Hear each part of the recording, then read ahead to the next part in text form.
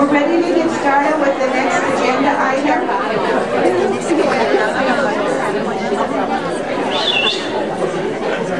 Am I not loud enough? Is that the problem? I'm going to start bringing my whistle from when I did playground duty 30 years ago. The next item on our agenda is from Heinfield and Meech to discuss USFR and auditing. You guys had requested this last year, and we were finally able to work it into the agenda around the other implementations that we did this year. So I'd like to welcome C.W. Payne from Heinfield and Meech. Good morning, everyone. Can you hear me all right? I'm not good with the microphone, so hopefully I'll give you guys some good information that you want. I want to thank you guys for having us here. We may or may not be the auditors of your district. If you've had your audit done, can you raise your hand if you've had your audit done for last year for 11-12? Okay, so most of you guys have had that done, and then the rest of you guys will be getting that done in the next 3 weeks, hopefully, so you can get your audit report issued on time. At this point, I don't know that I have a whole lot of flashy, exciting things to talk about as far as the USFR and audit compliance. It's changed quite a bit, obviously, over the last few years with the number of students that are tested, some of the areas that are tested, and obviously with the biggest changes from the legislature of 100th day and the different ways that those things are going to be accounted for. Obviously, there's been some changes in the legislature, so for the current year, for fiscal year 12-13, you guys are recording attendance a little bit differently, absences and those kind of things. At this point, the Auditor General has not put out a new USFR questionnaire. So if you want to ask me what you're going to be audited at this time next year, at this point, it's the same thing that you were tested on for this year's audit, but they are supposed to be putting out a new questionnaire, hopefully sometime before this summer, so we have plenty of time to kind of prepare you guys. You guys will also have some time to go back through if there's any changes that you think you need to make based on what will be audited on next year. Does anybody have any questions as far as maybe the way this year's audit went or going forward with some of the changes from the 11-12 year to the 12-13 year with that audit process? Again, this is again something you guys requested to make sure that you have clarification on kind of the audit process. I will take some time to kind of go through what the auditors do and part of their preparing for doing the audit and what they're going to be looking for. Again, based on the legislative changes and the USFR questionnaire changing in that attendance area, those things most likely will be different for next audit year. Those are the biggest questions. Right. And again, at this point with the questionnaire not being changed, there's nothing specific that I can say, yeah, these are going to be the 4 or 5 or 10 things that are going to change. But obviously with the memos that school finance puts out with, you know, this is how you were reporting attendance last year as far as minutes or number of subjects or, you know, JTEs and FTEs and calculating those, obviously that's going to, I would assume that would change based on the legislation changing and those things not being required. Obviously, you guys are still reporting absences, even though absences are not going to be calculated in your average daily membership into your funding calculation anymore, which is a good thing to me for a lot of schools that I work with. But in doing that, that's still going to, you guys are still going to need to report that because my understanding is that's still going to be used as part of, obviously that's part of AYP. So that's why there's still that requirement, and that requirement hasn't been dropped. If the auditors aren't going to test that, at this point, again, no new questionnaire to identify if absences are going to be something that the auditors are going to test. I want to expand on your statement that just said absences are still part of AYP.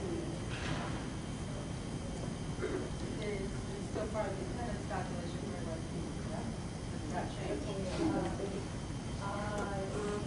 There's still reporting absences. Still required to report absences. But yeah, but how does that work into AYP? AYP is one of those attendance rates is one of the components for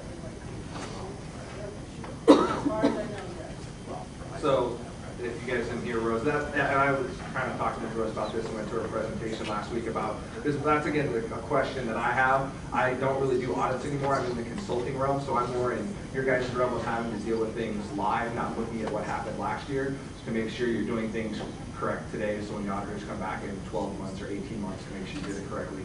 So AYP is just in AYP, your absence rate is a component of that calculation, and that at this point it's understood that that hasn't been taken out of there, so that's why you're still required to report those absences, even though it doesn't go into the funding formula.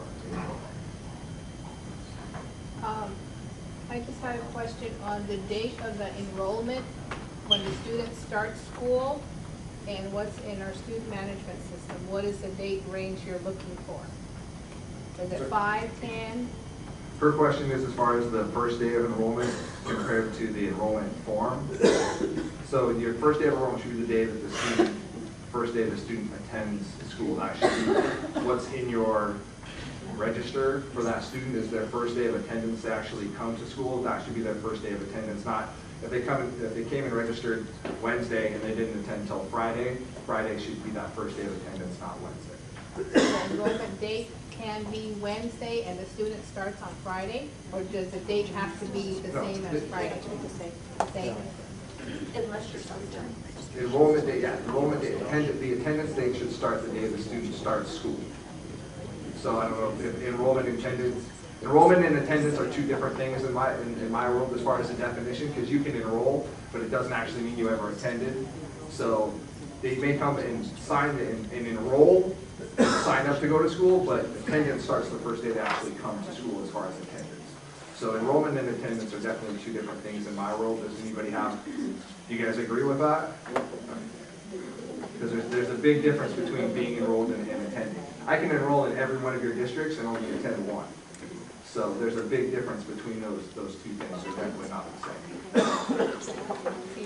I actually agree with you, but wasn't there a situation several years ago with Gilbert Public Schools because of some Boy Scout Jamboree where they put the kids' enrollment date and then they were absent for a few days, so they took the absences rather than That's at the beginning. having that enrollment date data. So did everybody hear a question as far as the enrollment date compared to the first day of attendance? The only time that applies is in the first 10 days of school, if those don't agree. So if they come in after that, that attendance date needs to be within that actual first day of attendance. So I help out with that. So do you have any other? Go ahead. Mine's not AOI, so are you ready for AOI? I can do my best with AOI. Hey, this is my first year with AOI reporting. What, is there some kind of guideline, something that the auditors are looking for on AOI reporting? As far as they're going to be looking at the logs and making sure that you have a good system as far as AOI is based on minutes that are actually in there. So they want to see like your registration in and registration out to show that they actually were doing the course online. That's going to be the biggest part, and then tying that back to your records and making sure that those records match what you submitted to AOE. So that's the biggest component, is because you don't have a teacher per se taking attendance. You have that login process. So what are your controls over that login process and making sure that you're monitoring that, and then based on that login that you're submitting that information to AOE. And the log can contain computer class, writing assignment, reading a book, pertaining to that, data tied to that online course. Student work tied to what the computer is asking that student to do. I believe so. Yes, I'm not positive on that side, but yeah, you have to, as long as you can log that and demonstrate and have those records, that's going to be the And does the log have to be signed by the student?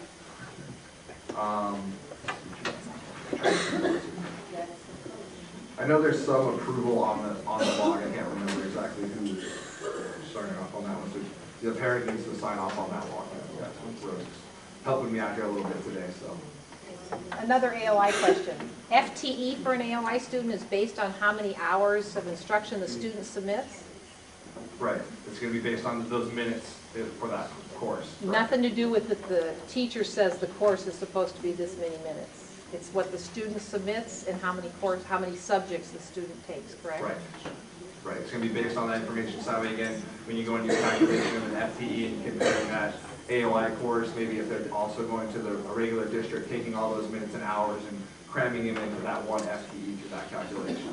We had a discussion with Lyle at ABE who said it's based on how much the course is offering. So that was like, whoa, we've been doing AOI for a while, and all of a sudden he's saying it's not student submitted time, it's like the design of the course or something. So I don't know. To pass the course, though, you have to take those minutes, right? Correct. I would say that they're going to be very comparable to each other to be able to. He's saying if you have a credit. kid that takes the class and doesn't like do all the minutes for whatever reason, you still submit a .25 FTE for the kid, even though like they were just dabbling, you know. So we'll work on. Enrolled and not with their intention. Yeah, which all of a sudden, Well, then we can go back to enrolled in 4 classes, you're a full-time FTE. Yeah, that seems contrary to some of the stuff that's in the school finance manual as far as calculating your ADM and going through that process, because it's always based on minutes that you submit for that student. that's what we thought, and Wendy confirmed it, Lyle confirmed it, so I don't, you know, but if you're full, you're still a .85 of a .25 when you start doing, you know, so you lose money for all of those .25s.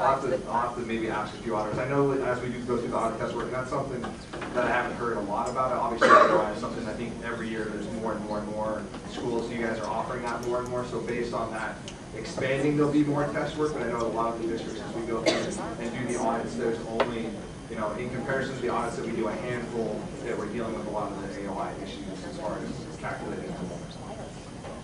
For elementary schools, he asked if we had, in elementary, we use Power School. We only do AM and PM attendance, but we didn't have a lunch indicator in there. We just had a break from morning attendance and afternoon, and they wanted to see where the kid went to lunch.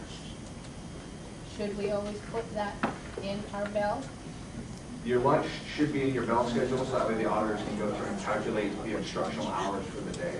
Because they need to be able to see all that different passing time and the lunch period, obviously, because that's not included as an instructional time.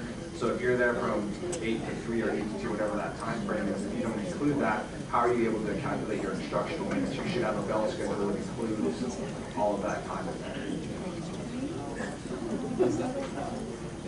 So, I guess going forward and talking with obviously some of the auditors at the firm and looking at that, when we come out, obviously the first thing we start with is looking at just your overall calendar, making sure you guys are meeting those requirements as far as days in school, looking at all your bell schedules for your schools. Obviously we don't test every single school at every district every year. We do sample sizes, so obviously you guys should have on file bell schedules for all your schools and going through that process of calculating that you're getting all those annual instructional hours or minutes. So that's obviously the first place to start. I know last week I went to a presentation by Heinfeld. He was talking about as the ADE audit side goes out, that's really something that they're focusing on and looking at, and they've actually found quite a few schools as they've gone through that audit process that aren't even, they had, I think you talked about a few different districts, they had everything in place, they had all the policies, they had like all these checks and balances, and you know, administrators were going to review it, it was going to go to the district, they were going to review it and get it all signed off, and they thought everything was good, and they had all these procedures, and everything was submitted, but nobody actually recalculated and reviewed any of the bell schedules with the days to actually make sure they were meeting those instructional requirements, which cost them, I want to say 10% of the funding for that school because they didn't meet those instructional hours. So all those kids they thought were a 1 or those instructional hours, they got chopped right off the top. So that's a big thing. You may think it's not a big deal. It's the same thing every year, but looking at definitely as you guys set up different kinds of bell schedules and you have different bell schedules, different schools that have different schedules and days, and making sure that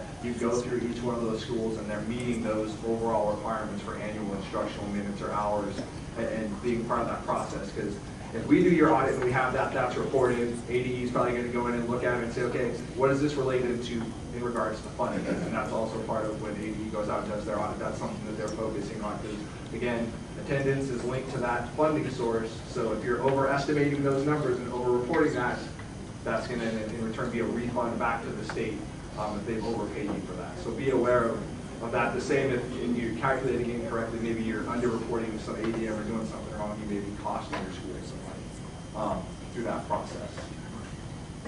Obviously, every year, based on your size of school, the auditors are going to pick anywhere from 5 to 15 individual students to test. So if you're a big district, obviously it's going to be 15. They're going to go through it at different schools and pick students and double check those entry dates and withdrawal dates, as well as withdrawal types to make sure all those things match up. So they're going to be expecting you to pull, I guess it's the 71-1 and looking at those individual students, making sure you're calculating their FTEs right and making sure that all those entry and withdrawal dates that you're reporting to ADE, match what's in your system, and then obviously with those withdrawal forms, making sure that everything's signed off by an administrator and all those dates match and all those things are accurate and correct as you go through that process.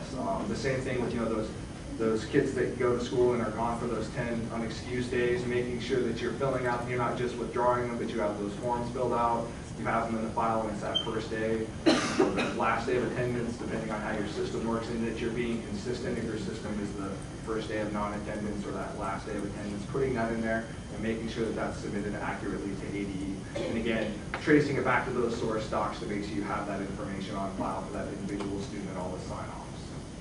So is everybody used to that? It's kind of obviously probably dealt with maybe for some of the bigger districts by those individual people at the individual sites and making sure they do that. But that's something that, if you have audit findings in that area, you guys can do on a periodic basis of go out and test some of those school sites. That's something that we always recommend to audit clients. If you have areas of non-compliance or areas of concern, you can always go throughout the year and test, if these are the 4 schools that we tested last year, all 4 of those schools had findings in regards to attendance, you can go in and do some interim auditing to make sure that they're going through and following that compliance stuff that needs to get done. Or if we've tested those 4 and those are really, you didn't have any findings in those areas, that doesn't mean the other 4 schools or 20 schools that you have are doing what they're supposed to, because obviously every school site is different in the way that they operate based on the administration there and some of the culture that they have, where one school may really focus on attendance, where the other ones, they're not as worried about the attendance side of it. So making sure kind of across the board you guys are doing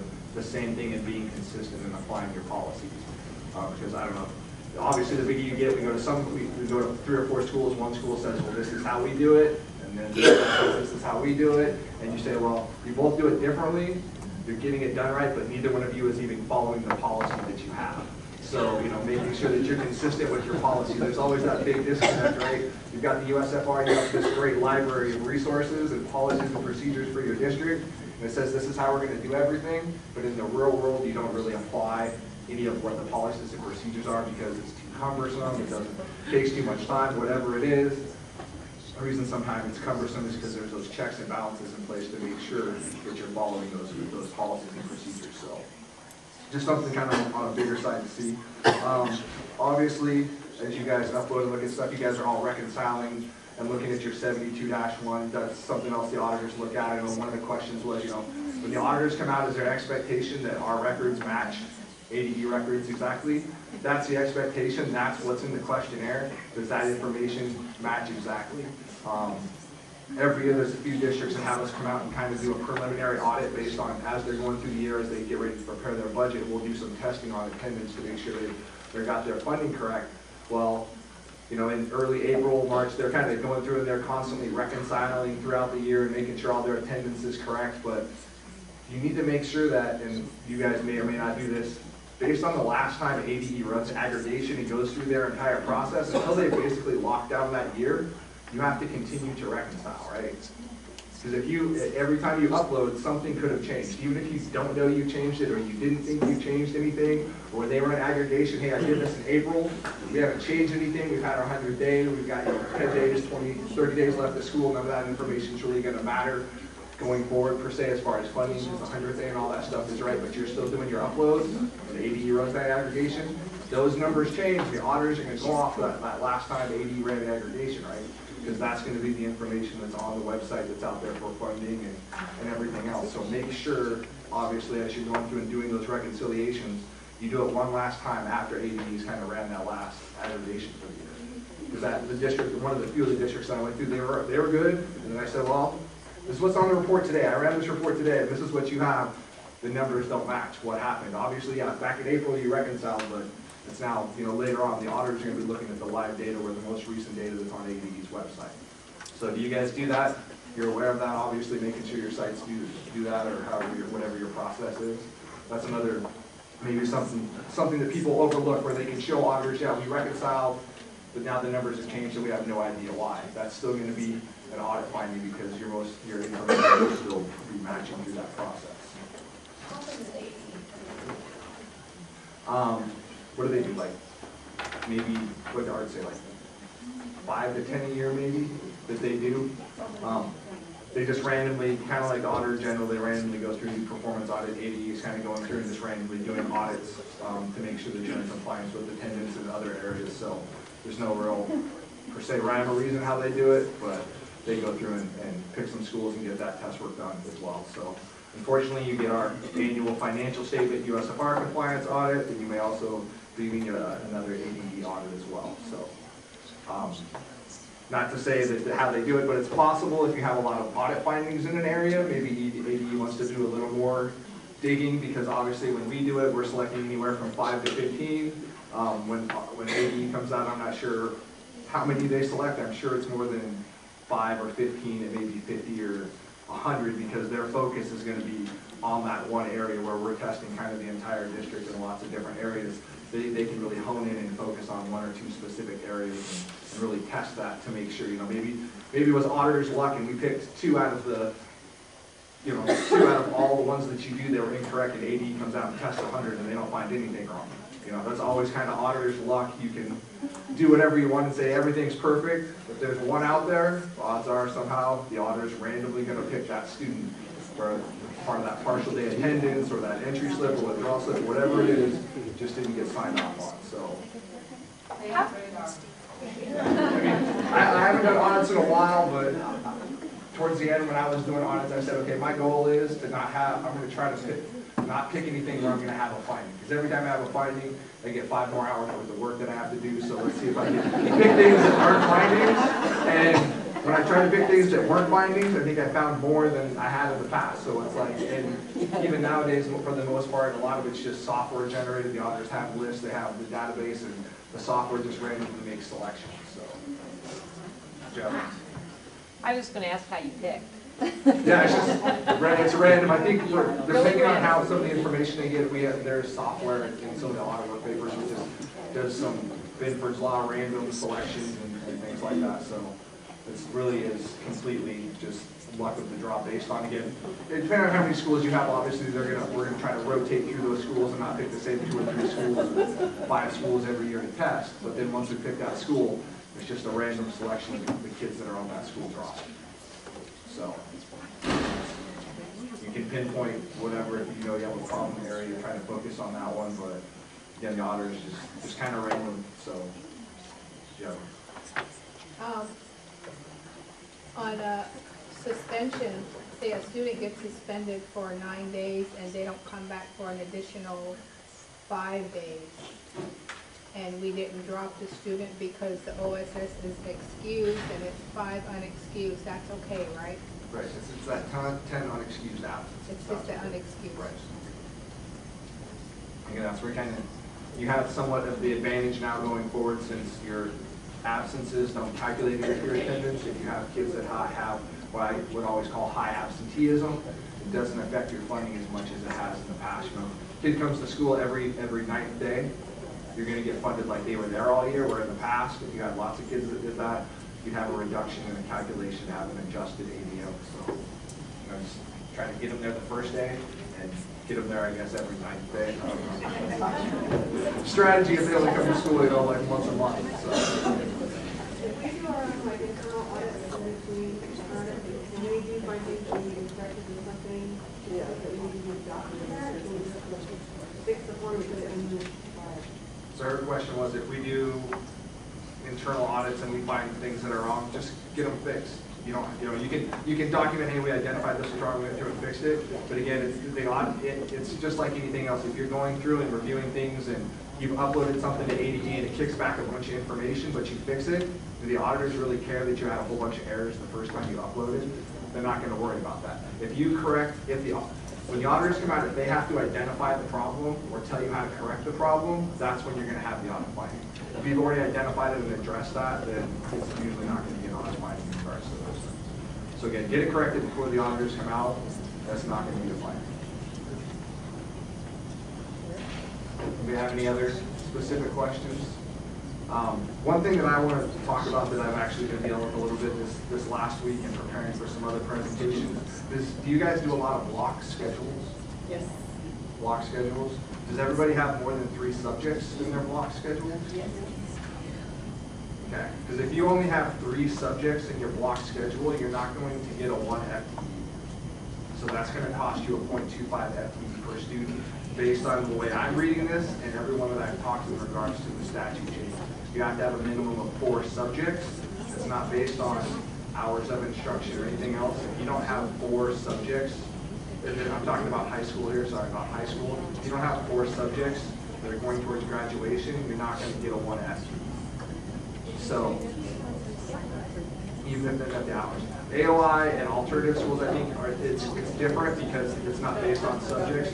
But regular school, what it states in here is if you only have 3 subjects, you're getting a 0.75. And this concerns me because I'm really on the business side, and if I find out a school is costing me, they're educating a kid just the same as the same school down the street in the same district, but you're getting funded less based on how many subjects you teach, you probably need to look at your bell schedule and adjust that to have 4 subjects, not just 3.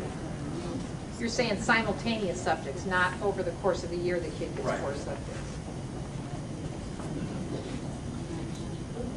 That's the way, and this is from the school finance memo 12-025, and there's some clarification where in the past, it was just all in statute, and it talks about a full-time student having 4 subjects the way it was calculated. In the past, it was still calculated the same way of having, basically, if you didn't have those 4 subjects, the most you were able to, the software would basically do it internally, you would only be able to get the 0.75. Now they really spelled it out in that memo to identify that if you don't have 4 subjects, if you only have 3 or less, you're not going to get a full 1. So if somebody else has heard something different, I want to know because I've talked to multiple people. I've talked to a few of the auditors and I've talked to some of the clients about it. And that's kind of the consensus of the understanding of how this is written and the way it's applied. So I want to make sure you guys are aware of that. Maybe talk to people in the business office to make sure that your bell schedules and the way your curriculum is set up isn't costing you funding even though you're educating the kids the same just based on how many subjects they're taught. It is memo 12-025, and it's a school finance memo. So if you go on ADE's website and go under school finance, it was put out last November, or November 2011, to tell you about changes for 12-13. It's November 2011. November 2011. Because this memo talks about the changes that are going to that are in effect now today for this school year. So they put it out last school year to let you know about it, so you can go back this year. And it's actually like point number 10 on the whole memo, so I kind of been spending a little bit of time the last few days trying to get some clarification on this because I'm really the money guy and I don't want to be losing money. So. What if it's just one day out of the week? They go to 3, and it's a block on a Friday. They go to regular Monday, Tuesday, Wednesday, Thursday, then Friday they go to 3 classes, but they have 2 hours in each That's in high class. school. I'd have to look at that one. Most likely, I actually wouldn't want to speculate on that one. I would think because for the most part they're not in just the 3 subjects you would, but maybe for that day, and maybe it's more of an attendance thing, not an ADM thing. You would only get the 0.75 like attendance as opposed to enrollment. But it wouldn't affect the overall ADM. It would just be an absence difference. Because that's the way they explain it as well. If you have 3 or 4 subjects, if you only attend 2 of the 3, you get the 2/3 of or the 0.75. That's what you would get. So that's the way they explain it as far as attendance-wise with reporting absences. But this is more in regards to just ADM and overall that. Monday through Friday, we're meeting 2 sessions. Of course, you don't have to do it. Even if we're meeting at 9, that doesn't matter. Correct. Based on the definition that they have, they put that word in there of subject. That's, again, that's my interpretation and my interpretation that I've been getting feedback on, and this is obviously in regards to high school students. So one of the ones is for 18 weeks, or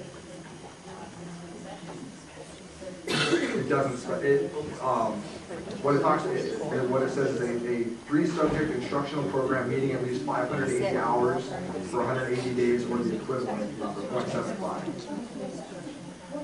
So, because the thing, as you read this, even though you meet the same instructional time as a 4-subject class, you're not going to get funded the same because they're only in 3. That's the way this reads. It has 2 separate blocks. It talks about 4 subjects versus 3 subjects. So again, if you have more than 3 subjects a day at a high school, then you don't have to worry about it. But if you only have 3, this may be something that you want to look into in changing your bell schedule and get some clarification on that. Because it does, in the end, you're teaching the kids the same amount as you would in any other course, but it's costing you 25% of their funding. So those bell schedules make a difference.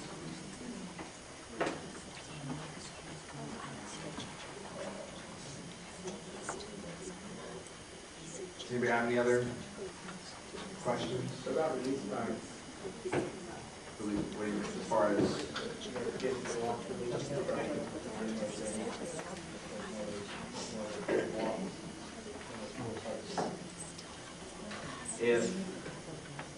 the way that it reads is all 4 subjects have to apply to getting credit to graduate.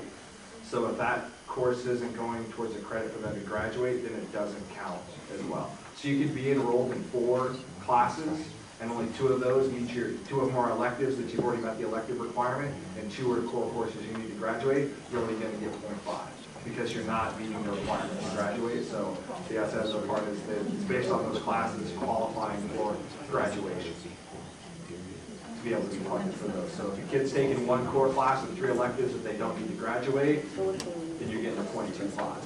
Those other 3 courses are not required for graduation, so it's not, they don't need to apply for those. Thought behind that. Senior that wants to go all day, courses that are more stringent, doesn't need to graduate, he's already got all I would say it's more when they're just taking a filler class to take a class that's not really going to meet the requirement. If you're taking AYP, you're taking other classes that are going to go towards those requirements, then that's going to apply. If it's in those core subjects, that would still apply, but it's more if they're just taking, basket weaving 101 and they're taking that class or taking the same class over and over and it's not really meeting that requirement to graduate, that's when they're not going to get funded for that. How ADE determines whether a class is for graduation or not, that part I don't know how the software does that, or if that's something you guys, somewhere internally, somewhere through the software, it goes as a graduation requirement or not, but that's just what's in statute. It defines it as classes are taking that meet the graduation for this fiscal year. I think that's always been in there even for previous fiscal years, but because of the other changes, that kind of sticks out as far as, doesn't really matter how many classes you're taking, but what those classes are for. Is there anyone here just in the elementary district that's really excited because they're something else to think about? To get unified with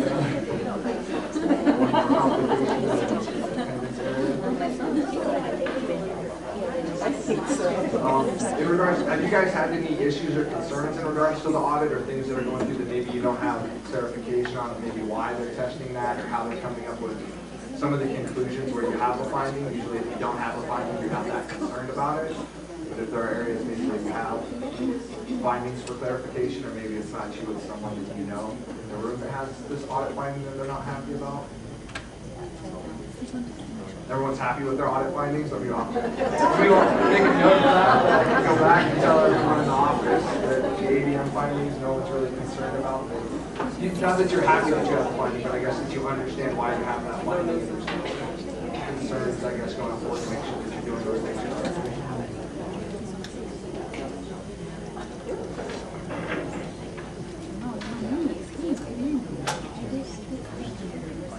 I thought you guys might have kind of questions.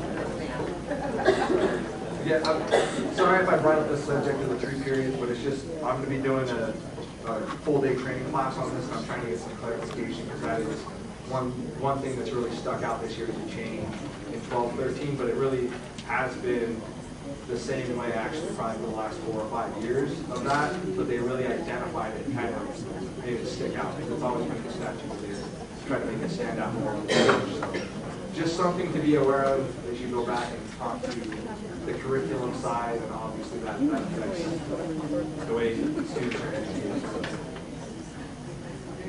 Thank you very much. We appreciate your time.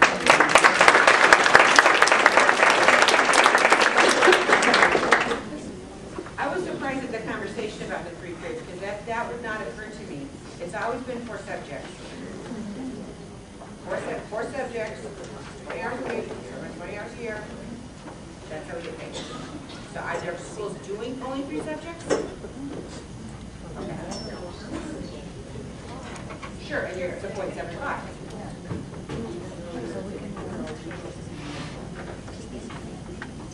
Yeah.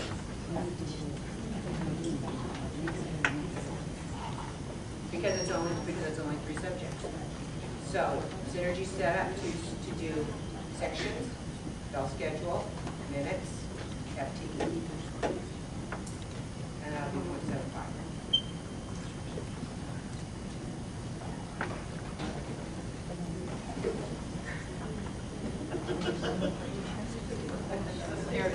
Stand up over here. How you doing, Missy?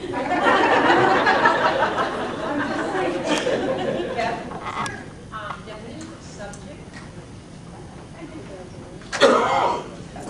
As CW said, your subject should be a course that's the student is taking, a credit-bearing course the student's taking to earn their high school diploma. So a subject is a credit. Yes. So for example, we schedule release time in my district. We don't count attendance, we don't count it in grading. It's a non-credit bearing course. So you look at a student, we did this years ago when I was still at Paradise Valley, we used to schedule release time so it looked like everybody had 7 periods. And that's what we're doing in Tolleson now. Everybody has 6 periods, we don't schedule lunch. But if they have release time, then they could have first hour's release time, 2, 3, 4, and then 5 and 6 are release time. So that's 3 classes, so they're 0.75. There's no, because we don't schedule lunch, we assume lunch is 4th hour on all campuses. There's no passing time from 3rd hour to 4th hour, because you can't have passing time to lunch, because lunch is a non-credit bearing course. Yes. We had to give up 1, that's the one we gave up. So that way I can make it consistent so that all my schools are doing exactly the same thing. And I don't have, because I have one school that's so large, they do 3 lunches. But we just schedule everybody the same that way with no passing from 3rd hour to 4th hour. So Nancy, at our non-block schools, we offer a course called Algebra 1 and another course called Algebra 2. Those are 2 courses. At our block school, we schedule a course called Algebra 1, 2. Is that 2 courses? Since at our non-block schools, they are 2 courses. In one of the memos, it's like GE 18 or GE 20 from a few years ago, they do actually talk about subjects for instructional program. So it's supposed to be a separate topic, I think, as far as it considered a separate instructional program. But if you schedule Algebra 1, 2 together, you're offering 1 credit, correct? And we offer a half credit at our non-blocks. Right. So that's the same thing. That's the same class. So it's like offering 2 Correct. at the same time. Correct. It's like offering According to 2. Nancy. Right. No, yeah, right. No, I just been doing this for 20 years. It's still one subject. It's still, yeah, it's still 1 subject. Is But it 1 course? it's 1 course worth 1 credit versus in 1 semester versus 2 separate courses, each worth half a credit, which In is our non-block school, is it a half course? because you're looking at the big picture. Pardon? She's wanting to know if it's a 0.25 or a 0.50, because it's Algebra 1 and Algebra 2, right? Well, then it That's the bottom depends. line. But then it depends on how many hours the student's going to school. The hours are good. The So- hours are good. But if it's 1 class worth 1 credit and that's the only class they're taking, that's a 0.25. Because it's a block.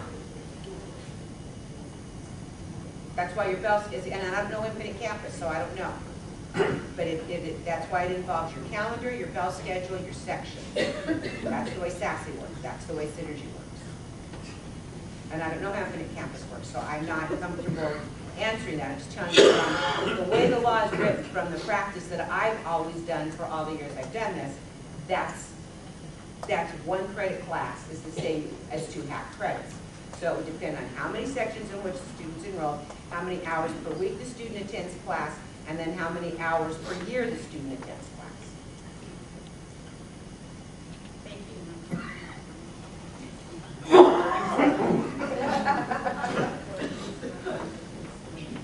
Okay, thank you, Nancy, we appreciate that very much. Suzy Smith from Dysart is going to go ahead and give you a general outline of the changes to the ASCUS website, and then we'll take a break and then split up into our 2 groups. We were going to do this at lunchtime, but we just wanted to make sure that all the finance and student people had an opportunity to see this and ask questions at the same time, so we changed the agenda a little bit. So, thank you. All right, I've been really busy updating our website. Just kidding. I wish I was smart enough to do this. I'm not. But we do have a great webmaster at Dysart that's making these changes for us. So I'm presenting on behalf of her. I can't take the credit for the work. All right, so you've all seen our, let me dim the lights. Can you guys see this? And Romney, our webmaster, actually designed the PowerPoint, so this is all her information. So hopefully you've all been to this website before, ascusonline.org. You will notice two differences on the main page. The big one being that login option in the upper corner there. That's going to be important for everyone. We are all going to help poor Laura, who's probably still in the hallway, organize registrations and payments a little bit better through the website. So what you're going to do before you can hit that login button is you're going to need to register on the ASCUS website. You'll click the login button and you'll be taken to this page where you will then click the register button, which will allow you to post comments on meetings and RSVP online for meetings. Last I talked to Laura a few minutes ago, she had 62 registered RSVP, but 120 people showed up. So we have to get better at RSVPing for the meeting. So if you did not RSVP for this meeting, shame on you. We will start online RSVPing for the next meeting, which is in April? Wednesday, April 24th. Wednesday, April 24th. So it's going to be very important for you to take note of how to register and log in, because you will be doing it online for the next meeting. Okay, so you're clicking the register button. If you have already registered, obviously you can just log in at this point. But to register, you're going to complete this registration form, which looks lengthy, but it really isn't. And I hope you can see that. It's kind of a small screenshot. The first section is your account information. That's where you'll enter your first name, last name, your organization or company, and your phone number. This will allow us to give you or have that list available that everyone has asked us for so many times, is who is with which vendor, what school districts use which vendors. This will help us be able to track that information a little bit better. Yay! There's some additional information below that section. What finance software does your district use? And what student information system does your district use? And there are a few checkboxes along the way if you want to receive information, so just be watching for those. The last checkbox is the account information section, where you'll enter your email, select your username, enter your password, and confirm your password. And at that point, at the very bottom there, it's kind of cut off. There's a create user button. Be sure you click that button. Okay, that will complete your registration process. You'll then be able to log into the website. Another new section she added is a meetings link. This link has always been there. She's just performed some updates to it to make it a little bit more user-friendly. You'll notice there's a view more section under each one there, which will take you to related documents and related news, comments, questions, and requests. Now, you will be able to comment, make questions, or request more information only if you're logged into the website.